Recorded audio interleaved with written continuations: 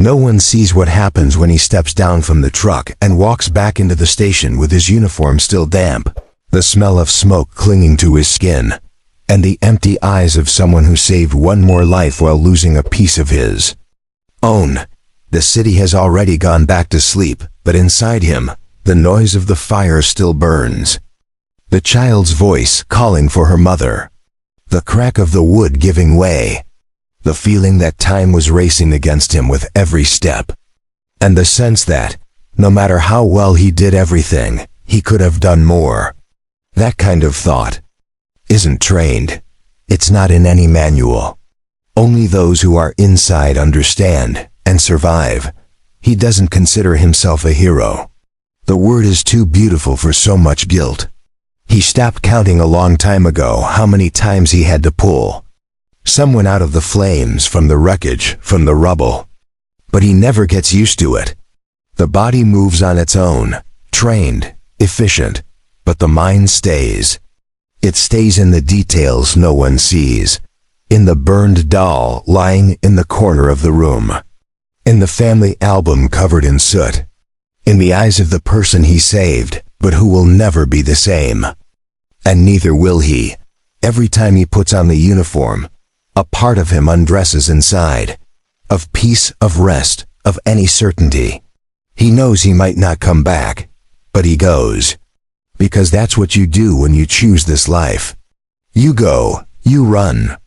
You enter where everyone else flees.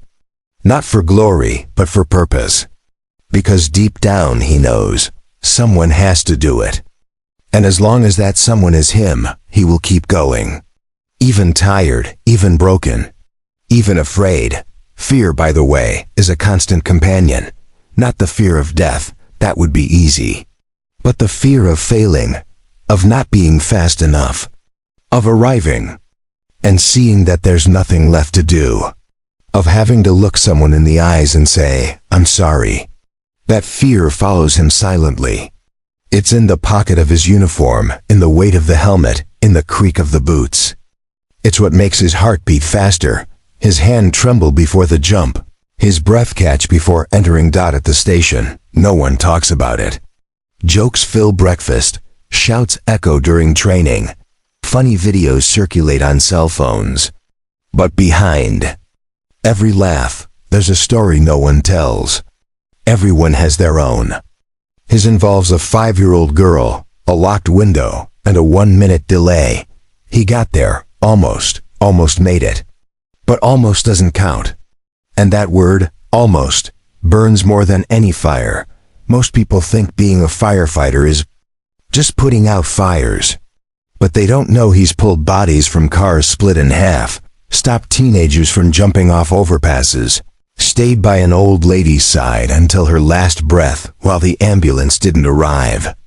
They don't know he's held a dead baby in his arms and then had to comfort the mother without knowing what to say. They don't know that many times. The biggest fire is inside, and there's no hose that can put it out. The first time he entered a burning house, the heat made him doubt everything. He thought about backing out, thought about asking for help. But then he heard the scream, and he went. With his heart in his throat, weak knees, and blurry vision.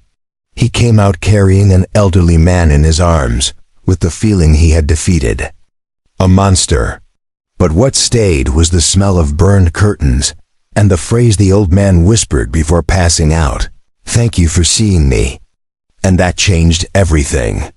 Because he understood that more than rescuing, he existed to remind forgotten people that they still mattered. There are days when the exhaustion is so overwhelming he falls, asleep sitting on the locker room bench. Hands still dirty with soot and the radio clutched to his chest. And when he sleeps, he dreams of alarms that never ring, of missions that end well, of hugs he never got to receive. And he wakes up startled, searching for his helmet, ready to run again. Because the body learns to live in a state of readiness. As if at any moment, the world could collapse, and he would have to be the last pillar standing. He's thought about quitting. More than once, he's written resignation letters he never sent. He's cried in the back of the ambulance, hidden behind the mask. He's locked himself in the bathroom at the station just to breathe. But he always came back, because something pulls him back. A name on the radio, a remembered face, an unexpected thank you, a hug from a child he didn't even know remembered him. These fragments of gratitude are what hold together the cracks in his soul. There's a locker in the dorm where he keeps, among clothes and boots, a small box. Inside are notes he received, children's drawings, a medal he got from the community, and an old photo from his first rescue. That box is his private altar. When everything feels like too much, he opens it, breathes deep, and remembers why. He's still here. Because deep down, what keeps him standing is not the paycheck, nor the status. It's the meaning. He doesn't have time for therapy, but he carries the world as if he were everyone's therapist. He hears screams, sees trauma, holds desperate hands, and then he goes home and pretends everything is normal. Buys bread, answers messages, calls his mother. Pretends everything is fine. Because no one wants to hear what really happens. Because a firefighter's pain doesn't fit into everyday conversations. It's too big. And too silent. He's lost colleagues. He's seen too many good people fall. Some in service, others from within, some from both. And every loss is like one less piece of the team. As if the station becomes emptier, even when it's full. They don't talk about it. They hold memorial, sound the siren, fold the flag, and then go back to work, because there's no time to stop. Because if you stop, you break. And if you break, who will save the others? He can't explain why he's still there. He's had better offers, easier jobs, invitations to leave. But something keeps him, something that has no name. Something that pulses when he hears the siren. Something that pushes him when the smoke rises. Something that makes his feet run even when his body says no. It's as if he made a pact. With God. With life. With those who will still need him. Society applauds the big rescues, the viral videos, the moments of glory. But it doesn't see what comes after. The after is what hurts. It's the return to the station with the smell of death still on your clothes. It's the exchange of glances between colleagues without saying a word. It's the shower that doesn't wash away the weight. It's the solitude of the early morning when everyone sleeps and he stares at the ceiling, wondering if he could have done something differently. His hands have held fragile, bleeding, trembling bodies. They've pulled dogs from ruins, performed CPR on cold sidewalks, held gates to prevent another tragedy. And still, when he looks in the mirror, he sees only a tired man, tired but standing. Tired, but willing. Tired, but whole enough to keep going. One time, when he was close to giving up, an elderly woman approached him at the market. She said he had saved her daughter years ago, that she never forgot his face, that she prayed for him every night. He smiled, thanked her, and as he turned the corner, he cried. Cried because for a moment, he didn't feel alone. Because sometimes, all someone needs is to be remembered. And in that profession, even that is rare. The news talks about the tragedies, but doesn't tell the behind the scenes. They don't talk about the burned shoes, the torn uniforms, the saturated lungs. They don't talk about the missed birthdays, the postponed weddings, the sleepless nights. He lives through all of this, and still gets up. Because being a firefighter isn't what he does, it's who he is. It's in his skin. It's in his soul. It's in the choices he makes every day. It's not easy. It never was, and maybe it never will be. But he's learned to find beauty in chaos, a smile amid despair, a handshake at the end of a rescue, a life saved when all seemed lost. And that's what he holds on to, the small victories, because they are what sustain the invisible giant he has to be. He couldn't explain when everything started to weigh more than usual. Maybe it was after that rescue when the child wasn't breathing, but he insisted for 9 minutes until he heard a faint gasp. Everyone celebrated, but he stepped away, leaned against the ambulance wall, staring at the ground, as if he were somewhere else. He couldn't feel joy.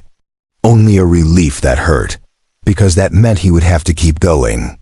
That the fight had no end. That the cycle would restart in a few hours, and he hadn't even recovered from the last fall. Time passed, and he began to notice that his reflexes were slower. Not in his body, but in his soul. He no longer smiled easily. No longer reacted to nicknames among his colleagues. No longer joined in the jokes during time off. He started to isolate himself. He'd wake up in the middle of the night with wide eyes, a tight chest, and the feeling that he had left someone behind. He'd run to the locker, check the radio, take a deep breath, and return to bed, unable to sleep. The station, which had always been a refuge, was beginning to turn into a labyrinth of memories. One day, the phone rang in the middle of lunch. A fire in a daycare. The blood froze in his veins. He left his plate on the table, walked out without saying anything, and got into the truck as if in a trance. During the drive, he gripped the steering wheel so tightly that his knuckles turned white. When he arrived, he ran. Ran like never before. Broke down doors, jumped through windows, crossed through smoke. In the end, all the children were safe. But he broke down. Sat in the middle of the playground and cried, alone, in silence, with his hands covering his face as if that could protect him from being seen broken. He started avoiding talking about the job with people outside. Stopped answering when they asked, "What was the worst fire you've ever seen?" Or, "Have you ever saved someone famous?" As if it were a show, as if pain could be turned into entertainment. He realized that many are fascinated by the uniform, but don't want to hear what happens behind the walls. They want the fantasy, not the truth. And the truth, he knew, was unbearable for those who had never entered a dark room full of smoke, trying to find a life among burning furniture. One day, he received an anonymous letter. It was from a boy he had saved years ago. "You won't remember me. I was hiding under the bed. You pulled me out and hugged me. I remember your smell of smoke and your voice saying everything was going to be okay. Today I'm studying to be like you." He kept that letter like a breath of fresh air, because in that piece of paper, for the first time in a long while, he felt that the way he carried wasn't in vain. And that held him up for a few more days. He began to suspect everything when his own colleagues started to distance themselves from him, not out of malice but instinct. He was different. Quieter, more explosive, more distant. No longer responded to jokes with laughter. No longer celebrated at the end of missions. He fulfilled his duty, yes, with precision, but without light, without soul. It was as if he were serving a sentence, and he knew it. He just didn't know how to get out of that cycle. In one mission, he entered a collapsing building to save a woman trapped in an elevator. He succeeded. But on the way out, he stumbled and twisted his ankle. Nothing serious. Except that when he fell, his radio broke, and for a few moments he was completely isolated. In that short time, something inside him exploded. He felt panic. Not because of the fire, but because of the loneliness. The idea that no one could hear him. Of dying without anyone knowing where he was. It was the first time he realized that maybe he was truly at the edge of his own resistance. He began having flashbacks during the day. He'd be washing the truck and suddenly see the charred face of someone he couldn't save. He'd be fueling the vehicle and hear voices yelling names. He'd be home, trying to relax and smell gas even though everything was off. He began to question his own sanity, but didn't talk to anyone. Because firefighters don't flinch. Firefighters don't break. Firefighters hold it in. At least that's what he believed, until he understood that even the strongest need to stop before the soul collapses. His relationship with his family deteriorated. His sister would send messages and he wouldn't reply. His mother would call and he'd silence it. The few childhood friends stopped trying. He didn't know how to explain that the problem wasn't them, it was him. He felt like a ticking bomb. Any conversation could explode into tears or silence. He preferred to remain quiet. Preferred they thought he was too busy, when in truth, he was just trying not to fall into 1,000 pieces. One night, during a routine call, he saved a young woman who was about to jump off a bridge. He managed to grab her in time. She cried, screamed that no one understood her, that everything hurt. He said nothing. Just hugged her tightly and stayed there for a few minutes. When the ambulance arrived, she asked softly, "Have you ever felt this too?" And he answered with his eyes. She understood. And he understood that, in that moment, he wasn't a firefighter saving someone. They were two castaways holding onto the same piece of driftwood. He began to notice that many of his colleagues were also at their limit. One had started drinking. Silently. Another requested leave for anxiety. A third simply disappeared. The station still functioned as always, with training, shifts, and protocols.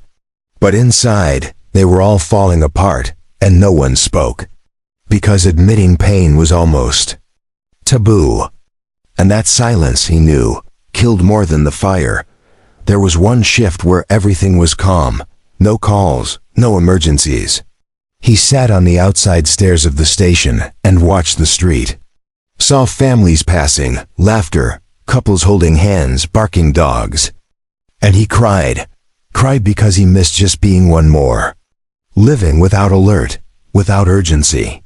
Without the weight of having to be ready to save the world. While no one saved him from himself, he received an award from the City Hall for bravery. Went up on stage, received the plaque, took pictures. But inside, everything felt hollow. That same week, he had buried a boy he tried to resuscitate for 12 minutes. That plaque didn't fit inside the pain. And he knew that no one in that auditorium would ever understand. He smiled for the cameras, thanked them, and then got into his car and sat for 40 minutes, staring at the steering wheel, not knowing where to go. Once, a psychologist was invited to give a talk at the station. He went, sat in the back of the room, arms crossed. The professional spoke about trauma, mental health, resilience, and at one point said, "You save lives, but who saves you?" The question echoed inside him like thunder. He almost stood up, almost spoke, but couldn't, because deep down, he didn't know the answer. He started writing letters to himself.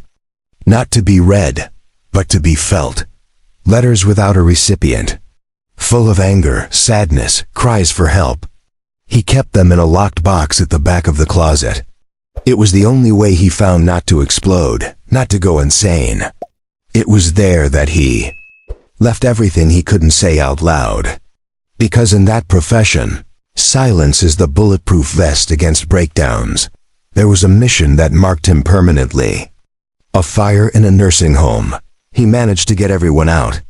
Everyone but one lady. When he found her, she was calm. Sitting in her rocking chair, she looked at him and said, "Don't run, dear. I've lived enough. Go save the young ones." He hesitated, tried to insist, but she wouldn't go. And he had to leave. That destroyed him. For months, he dreamed of that scene, of that voice, and of the guilt of choosing to leave. Even knowing it was the right choice, he started drawing in old notebooks from the storage room. He didn't know how to draw well, but he sketched the scenes that wouldn't leave his mind. A helmet on the ground, an empty room, a broken ladder, a headless doll. The lines were shaky but full of emotion. It was his way of screaming without making noise, and no one knew. No one saw, because firefighters don't expose, they hide. Until they can't anymore. He started walking more slowly through the station's corridors, as if his steps had learned to carry the weight of everything left unsaid. No one noticed, but every movement was an attempt to disguise a fatigue that wasn't physical. It was in his soul. The radio in his left pocket, always active, sounded like an emotional ticking time bomb. Any noise could be the next call. Any silence, an invitation to collapse. And he oscillated between the two, like someone walking on the edge of a cliff too narrow to rest on. People said he was born for this, that it was a calling, that only someone very special could do what he did. He listened and smiled, but inside he felt a growing urge to scream. No one is born to see what he saw, to carry what he carries, to sleep with other people's screams inside his own head. He learned how to survive in the middle of fire, but no one taught him how to live when everything goes silent. And it was in that silence where he felt the most lost. He began to fear himself, his reactions, his apathy. He no longer felt moved by happy endings. He no longer reacted when receiving thanks. He seemed anesthetized, a kind of ghost in a uniform. When he saw his reflection in the truck windows, he felt like he no longer recognized who he was. The hardened look, the deep circles under his eyes, the distant expression. He looked like someone who had seen too much, and indeed, he had. One day, a child handed him a paper flower. "It's for you, fireman." He held the paper with soot-covered hands and felt his eyes burn. The child smiled, ran to her mother, and left. He stood there, motionless, with that fragile gesture between his fingers. It was one of the few moments when he felt like returning, like relearning how to look at the world with lightness. But the flower got lost in his pocket, crumpled between gloves and keys. Like so many other good things he could no longer hold on to for very long. Sometimes he watched the younger colleagues arriving full of energy, with eyes shining and movie-like stories in their heads. He remembered himself at the beginning. The enthusiasm, the will to change the world. But now, seeing that energy, he felt a mix of envy and sadness. He wanted to warn them, prepare them, but there was no way. Each one has to break in their own way. And he knew that, sooner or later, the day of the first scar would come for everyone. There was a mission where he had to pull a young man from a building collapse. When he reached the victim, the young man looked at him and said, "If I don't make it out of here, tell my mom I tried." That sentence haunted him for weeks. Because, even though he saved him, the boy's voice stayed stuck in his mind. He started writing letters to mothers he'd never met, letters he never sent, just to ease the anguish it caused, the pain of becoming the last confidant of a life on the edge of ending. That same week, he found out that a veteran firefighter had taken his own life. It was someone everyone admired, strong, dedicated, an example to the younger ones. The news hit like lightning. Everyone was in shock, but no one spoke. His name disappeared from the routine like smoke, and that terrified him. He thought, if even he, what's stopping me? And for the first time, he faced the depth of his own possibility of not holding on. He spent hours staring at the ceiling, trying to understand where everything had started to unravel. On the way back from a simple call, he stopped the truck at a gas station. While refueling, he heard a song playing inside the convenience store. It was a song his mother used to sing when he was little. The melody hit him in a brutal way. He started trembling, leaned against the truck and closed his eyes. The past and the present blended so intensely that, for a moment, he was a child again. A boy who just wanted to be held, who just wanted protection, who never imagined he'd end up being the protector of everyone, except himself. He started writing random words on scraps of paper, hid them in random places around the station. Words like exhaustion, guilt, doubt, return. As if he needed to spread his feelings through the environment without anyone knowing they were his. A form of invisible confession. A way to stay whole when his internal world felt like it was dissolving into dust. He was invited to give a talk at a school. Curious children, proud teachers. He spoke about first aid, the daily life of the job, teamwork. Smiled for the pictures. Gave makeshift autographs in notebooks. But on the way back, he felt empty. Because all of it seemed so far from the truth. He wasn't a comic book hero. He was a survivor. And sometimes, telling half-truths hurt more than silence. One random afternoon, between shifts, he received the news that his father had suffered a stroke. He ran out, drove without feeling his fingers, arrived at the hospital like he was on a mission. But there, in front of the bed, he froze. For the first time, there was nothing to do. No protocol. No tactic, just wait. And in that room, he understood that despite all the lives he had saved, he couldn't save his own family story from his absences. He began to fear the mirror. Not because of what he saw, but because of what he no longer saw. Hope had disappeared from his eyes. The desire to build a life outside the station no longer existed. Friends were getting married, having kids, traveling. He collected sirens. Didn't have many photos, didn't keep souvenirs. He had scars, and those no one else could see. They were invisible, but they hurt as if they were fresh every day. There was a Sunday when he tried to go out. Put on clean clothes, got in the car, and drove to a coffee shop. Wanted to feel human again. Sat alone, ordered a coffee, observed people. But soon realized he didn't belong. The conversations at the nearby tables seemed too distant, too harmless. He no longer knew how to talk without depth. Got up before the coffee arrived and left without saying a word. He found an old notebook he used during training. In it were notes about rescue techniques, route maps, first aid instructions. But between one page and another, he found a handwritten note. Remember why you started. He read that phrase more than 20 times. He couldn't remember why. That scared him deeply. Because everything that was once passion now felt like just weight. And the question, why keep going, was starting to take up more space then. It should. He was called to a river rescue operation. A teenager had fallen in. They searched for hours. When the body was found, he pulled it from the water with firm hands, but a ruined heart.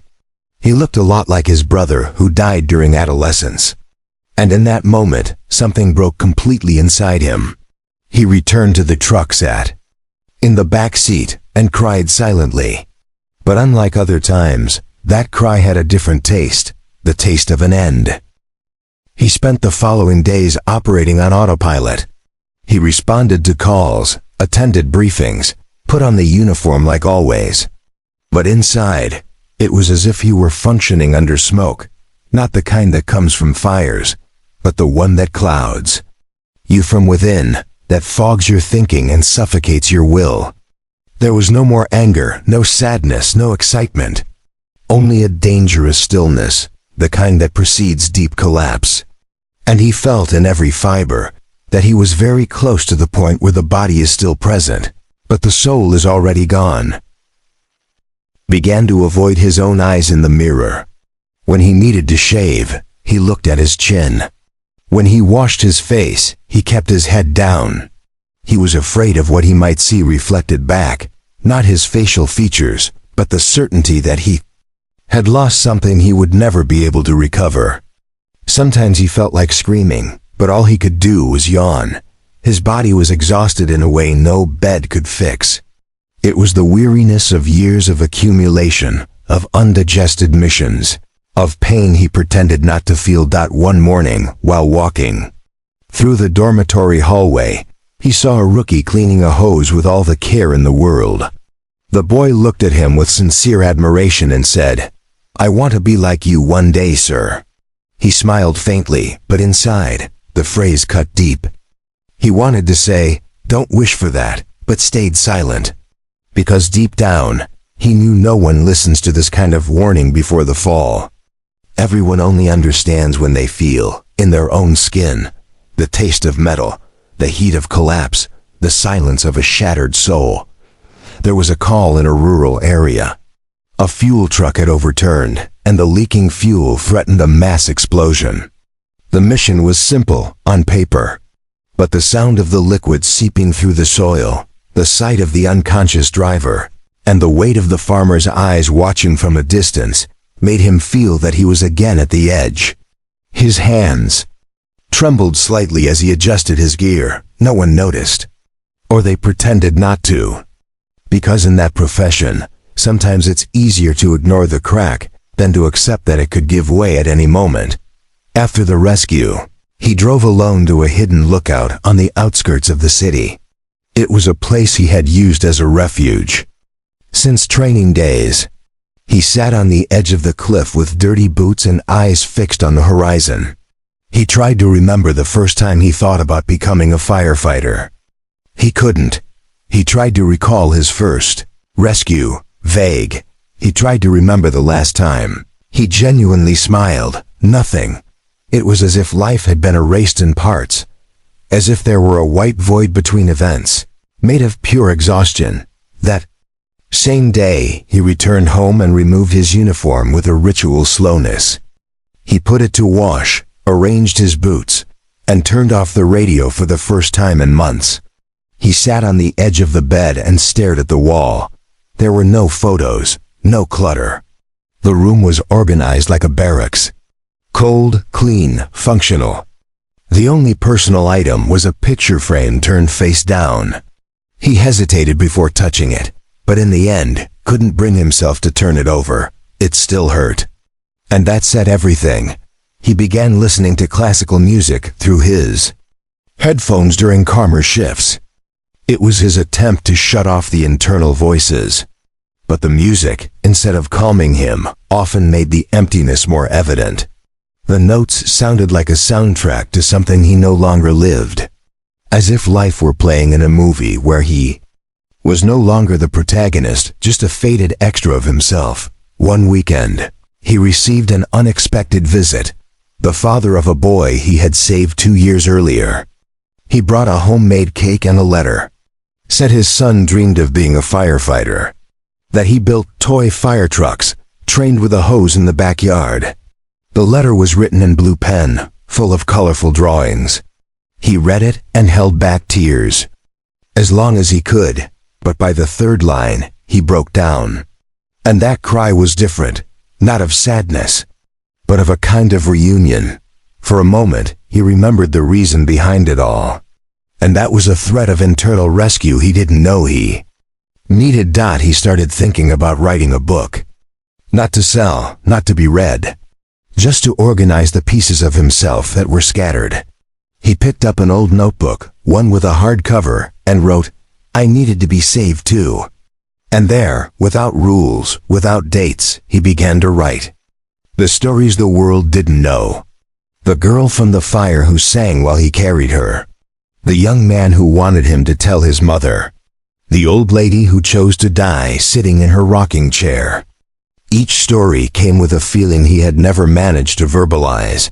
He discovered that writing didn't erase the pain, but made it less aggressive.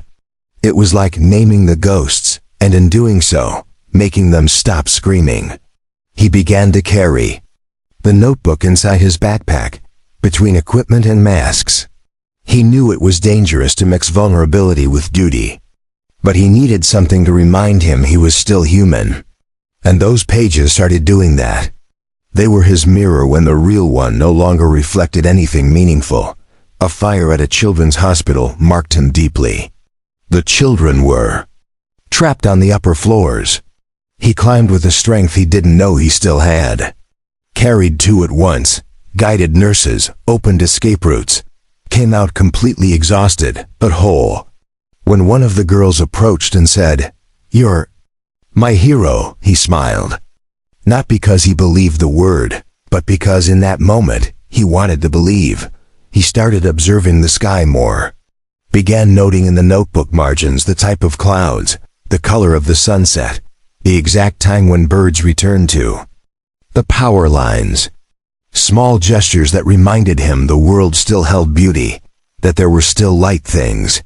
That smoke, no matter how thick, eventually dissipates. And it was in that silent contemplation that he found the emotional oxygen to keep breathing. On a colleague's suggestion, he began attending therapy sessions. At first, he said little. Avoided eye contact with the therapist. Responded with short phrases, as if he were still wearing his uniform inside. But little by little, he opened up. spoke of the weight, the fear, the sleepless nights, the losses. Cried without apologizing. Laughed at himself. And on a random day, he said aloud, "I'm tired of being the last one out." And in that moment, he felt something had changed. Gradually, he allowed himself to breathe outside the uniform. He began visiting cafes, riding a bike, going to local fairs. Discovered a used bookstore where he spent hours flipping through pages.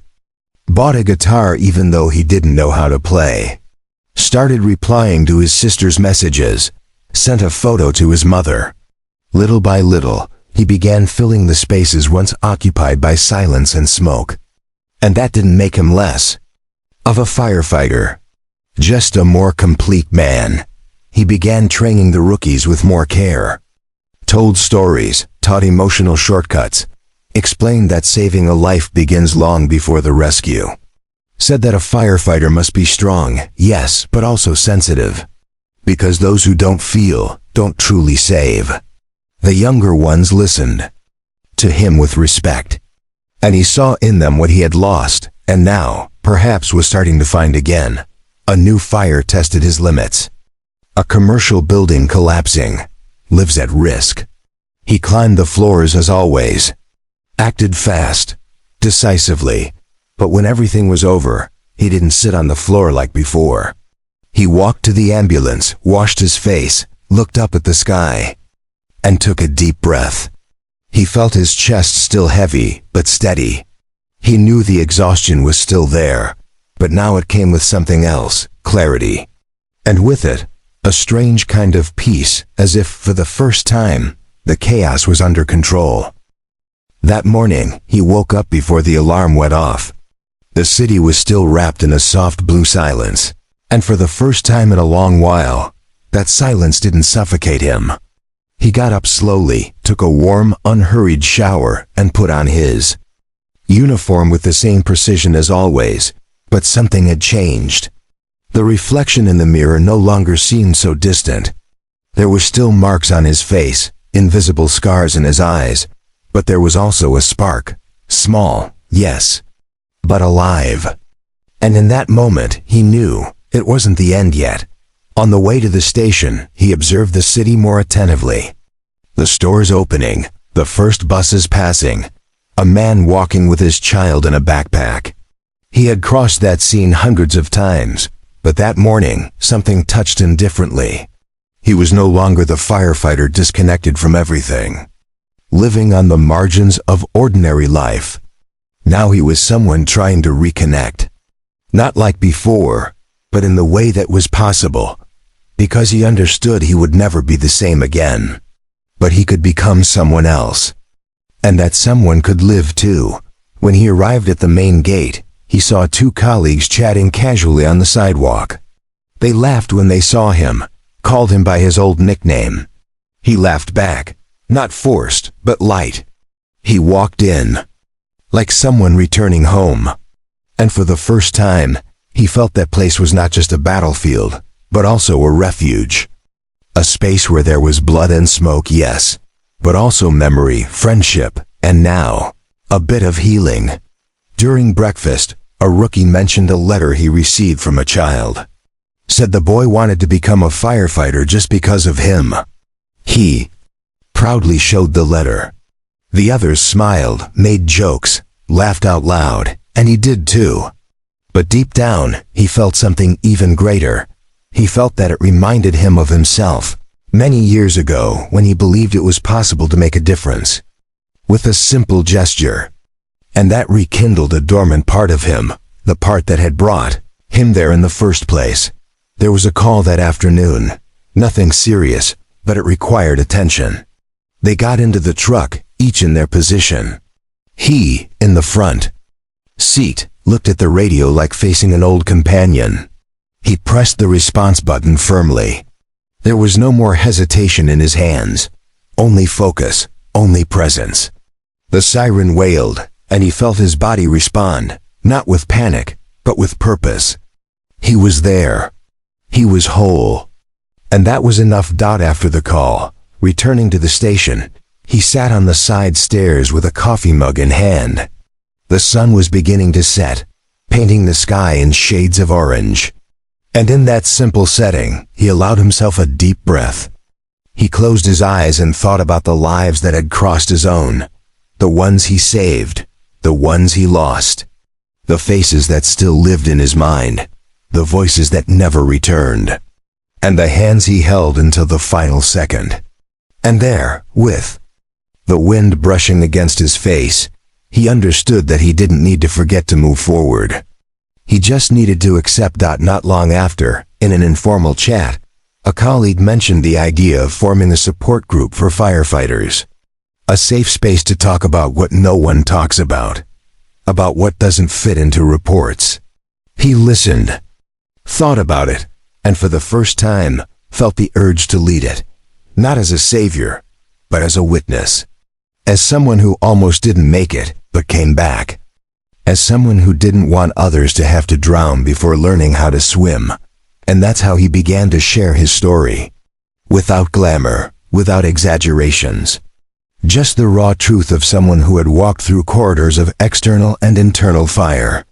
He started talking about the weight of a uniform soaked in invisible tears. About the dinners he didn't make it to. About the words he never said. About the pain that took too long to be named, and people listened. Some cried. Others hugged him, but all of them understood. And there, he discovered a new kind of rescue, the kind that comes from telling. Once, a mother who had lost her son in a fire sought him out after a talk. She didn't blame him. On the contrary, she wanted to thank him. Said that knowing about the dedication, the effort, the attempt, helped her not hate the world. Said her forgiveness was also for herself. They cried together, in silence. And in that embrace, he felt something he hadn't in years, peace. Because he understood that even in loss, there are still encounters.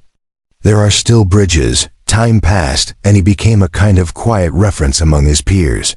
Not the strongest. Not the fastest, but the most real. The one who listened, who fell, who came back, and that made him special. Because being strong, he learned, is not carrying the world on your shoulders. It's knowing when to ask for help. And when he finally did, other hands reached out. They came firm, sincere, with eyes that were also tired. And together, they formed a new way to endure. On a random night, alone in the dormitory, he opened the old notebook where he kept his writings. He read the phrase on the first page, "I needed to be saved too." And below it he wrote, "And I was." Then he closed the notebook gently, like someone ending a chapter. Not because the pain had ended, but because he now knew where to put it. And that made all the difference. He started visiting his mother's house again. Brought her flowers, helped make coffee, sat on the porch. They didn't talk much, but they laughed a lot. She touched his face with hands he hadn't felt in a long time. And there, in the simple touch of someone who watched him grow up, he felt the boy he once was meet the man he had become. And for the first time, he wasn't ashamed of who he was. He didn't hide the fatigue. He didn't mask his gaze. He just existed. And he was accepted. He began rebuilding bonds, not all of them. Not the ones time had already taken. But the ones still within reach. He called his sister. Sent a message to an old love, visited a hospitalized friend. Each gesture was a brick, small but solid. A new beginning. And in that process, he learned that saving lives doesn't have to be a heroic act in the midst of flames. Sometimes, it's a quiet gesture in the middle of routine. "Hey, I'm here. I'm sorry. Let's go together." On a Sunday off, he decided to walk through the city alone. No uniform, no radio, no destination. He sat on a park bench and just watched. Children running, couples walking, old men chatting. All so simple. So ordinary. But he smiled. Because for someone who had lived so long on the edge, simplicity was a miracle. And on that bench, he understood that perhaps the greatest rescue of all was this: the right to live. The following week, He was invited for an interview on a local radio station. They talked about his story, his struggles, his work. At the end, the host asked, "If you could leave a message for anyone listening right now, what would it be?" He thought for a few seconds and calmly replied, "Ask for help before the fire inside spreads. Don't wait to be saved. Learn to call for help." And in that studio, where words echoed without a uniform, he felt he had fulfilled a mission. The days remained hard. The job remained heavy, but now there was a difference. He was no longer alone inside himself. He had allies. He had a voice. He had a name for the pain, and with that came freedom. Not the freedom to walk away from it all, but the freedom to stay without destroying himself. And that, he understood, was the kind of courage that truly mattered. If you've made it this far, maybe you're also carrying a weight the world can't see. Maybe you're trying to be strong for everyone while crumbling inside. Maybe you believed silence was protection. But I'll tell you with complete honesty, even heroes need rescuing. And if this story touched you in any way, subscribe to the channel, activate the bell, and share it with someone who needs to hear it, because sometimes what saves isn't the act, it's the story. And stories like this need to be told, need to be heard, and above all, need to be felt.